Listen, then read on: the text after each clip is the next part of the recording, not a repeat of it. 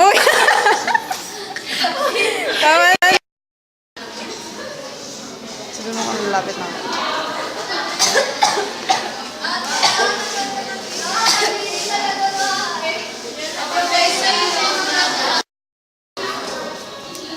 O anak,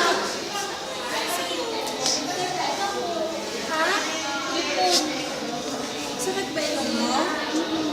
Ano ba kasi pinagagagawa mo? Naglaro ako. Ay, naku naman eh. Huwag ka kasi masyado makulit. Nakakalaro eh. Huwag na, okay? Pagod ka lang. Ano? Masakit na lamunan mo? Makati? Makati? Ano ba nangyayari sa'yo? Ano ba? Ano pa masakit sa'yo? Mata. Mata pa. Sige lang yan. Sige na. Punta tayo ng pharmacy ha. Bili ka ng gamot.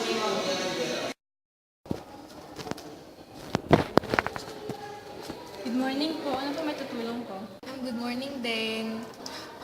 Yung anak ko po kasi, bibili po sana ako ng gamot. Ilan taon na po anak mo? 5 years old. Para saan po? Ano po ba nangyayari siya? Ano po eh, nagluluha po siya, tsaka may sipon po yata.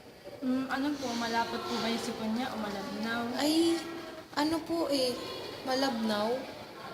May allergies po ba siya? Wala naman po siyang allergies. So, yung sinus po ba niya mas sumasakit po? Sinus? Ano po yun? Yung dito po, masakit po ba yung dito niya? Hindi naman po. Ganun po. So, yung sakit po ng anak niyo is common cold lang po.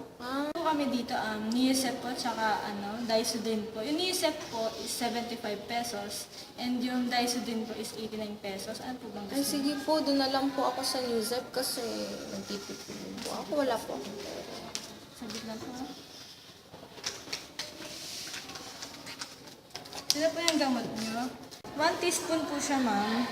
Every 6 hours. And siguraduhin niyo lang po na nakakain po yung anak niyo. And pagpahingahin niyo po muna. And tigilan niyo po muna yung paglalaro. Ay, naku, yung batang yun. Buti na lang sipon yung sakit niya. Pinag-aalala ko na eh. Naku, ang kulit ng batang yun talaga. Sige po, kukunin ko na po yung Newsep. Sige po. Ito po yung Neosep naman. May mga tanong po ba kayo, ma'am?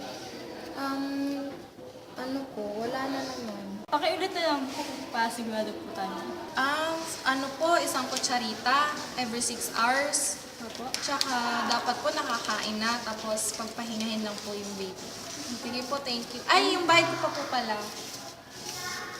Wait lang po Ano eh. Ay, ito na po. Thank you po. Thank you po.